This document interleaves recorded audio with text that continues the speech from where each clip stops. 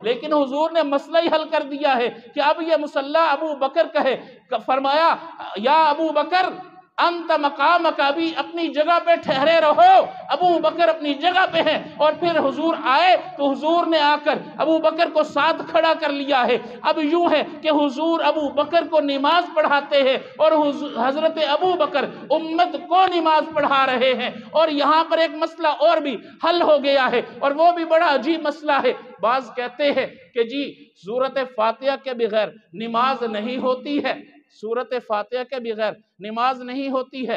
حضرت بخاری شریف کی حدیث پیش کی جاتی ہے۔ میں نے کہا ہاں ہم مانتے ہیں، احناف اس چیز کو تسلیم کرتے ہیں کہ سورہ فاتحہ کے بغیر نہیں ہوتی، لیکن یہ بھی ہم مانتے ہیں امام کی فاتحہ مقتدیوں کی فاتحہ ہوتی ہے۔ اور یہ مسئلہ اس نماز میں ابو بکر صدیق کے موقع پر مصلی پہ حضور نے کھڑا کر کے بتلا دیا۔ حضرت ابو بکر صدیق سورۃ الاعلیٰ کی تلاوت فرما رہے تھے، حضرت حضور علیہ السلام جب آئے حضور نے وہیں سے تلاوت شروع کی۔ حضور نے سورہ فاتحہ نہیں پڑھی ہے، وہی ابو بکر کی فاتحہ پڑھی ہوئی ہے، اسی طرح نماز مکمل ہوئی ہے۔ میں نے کہا ذرا سوچ کر فتویٰ لگانا کہ فاتحہ کے بغیر نماز نہیں ہوتی ہے، یہ فتویٰ تیرا یہاں حنفی پر نہیں لگے گا، یہ فتویٰ لگے گا تو محمد الرسول اللہ پہ لگے گا۔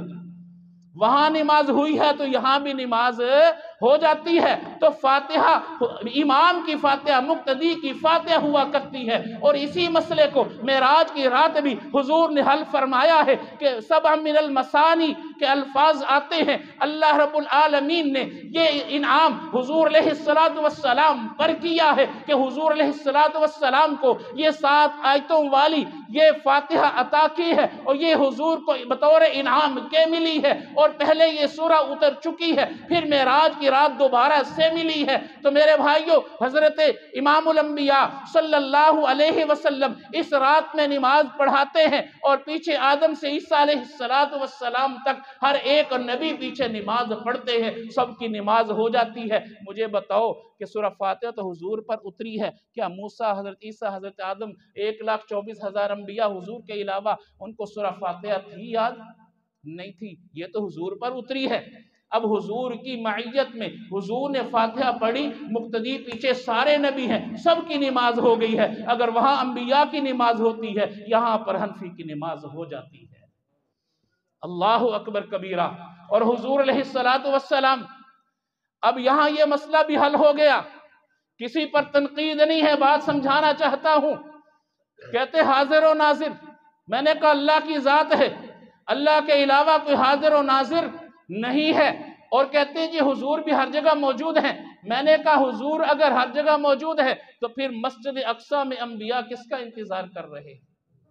اگر حضور موجود ہیں تو پھر انبیاء کس کا انتظار کر رہے ہیں؟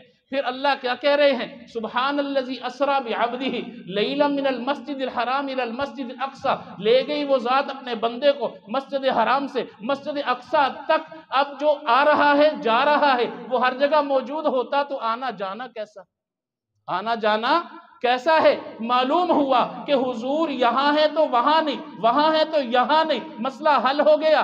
اللہ نے بلا کر بتا دیا حاضر ناظر اللہ کی ذات ہے اور کوئی نہیں ہے۔ اور پھر دیکھو اللہ رب العالمین نے حضور کو بلایا ہے، موقع پر بلا کر، تفصیل کا وقت نہیں، تفصیل کا ٹائم نہیں، ٹائم ختم ہو چکا ہے۔ میرے بھائیو، حضور کو اللہ نے بلا کر اپنی بات کو مکمل کیا ہے کہ دیکھو میں الہ ہوں، یہ مصطفیٰ ہے، میری الوہیت ہے، اس کی مصطفائی ہے، میری خدائی ہے۔ لیکن دیکھو موقع کے گواہ حضور ہیں۔ حضور علیہ السلام کو بلا کر اللہ رب العالمین نے کہا فَأَوْحَى إِلَىٰ عَبْدِهِ مَا أَوْحَى مَا كَذَبَ الْفُؤَادُ مَا رَآ أَفَتُمَارُونَهُ عَلَىٰ مَا يَرَىٰ وَلَقَدْ رَآهُ نَزْلَةً أُخْرَىٰ عِنْدَ سِدْرَةِ الْمُنْتَهَىٰ۔ اللہ نے وحی کی، جو وحی کی اپنے محبوب کو عطا کیا، سب کچھ عطا کرنے کے بعد، اور یہ بھی عطا کر دیا، سب کچھ عطا جب ہو گیا ہے، اب حضور علیہ السلام موقع پر جا کر گواہی دے رہے ہیں، اور اللہ نے اعلان کیا ہے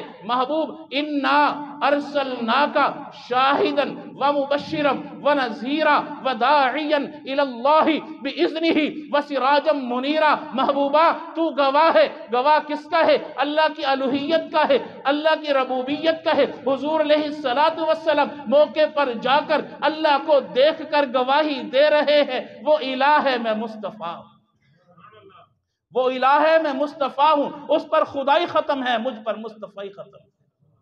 اللہ اکبر۔ حضور علیہ السلام موقع پر پہنچتے ہیں، اور میرے دوستو معراج کا تحفہ اللہ نے عطا کیا ہے تو 50 نمازیں عطا کی ہیں۔ تفصیل کا چونکہ وقت نہیں ہے، التحیات للہ والصلوات والطیبات السلام علیکہ ایہا النبی ورحمت اللہ وبرکاتہ، السلام علینا وعلی عباد اللہ الصالحین۔ یہاں بھی بڑا خوبصورت مکالمہ ہے، حضور نے 3 تحفے پیش کیے ہیں، جواب میں اللہ نے بھی 3 تحفے پیش کیے ہیں۔ اب صلاۃ و سلام کے بعد حضور علیہ السلام کیا کہتے ہیں؟ السلام علینا وعلی عباد اللہ الصالحین۔ توجہ کرنا، حضور کہتے ہیں تنہا مجھ پر اللہ کی رحمتیں نہیں، تنہا مجھ پر اللہ کی رحمتیں نہیں، تنہا مجھ پر اللہ کی برکتیں نہیں، وعلی عباد اللہ الصالحین۔ فرمایا کہ وہ ابو بکر جو سارے قبیلے کو چھوڑ کر میرے لیے حرم میں مار کھاتا ہے، اس کا بھی تو حصہ عطا کیجئے نا۔ اللہ مجھے تو عطا کیا ہے، وہ میرے لیے جس کو میں نے کعبہ کا غلاف پکڑ کے مانگا ہے،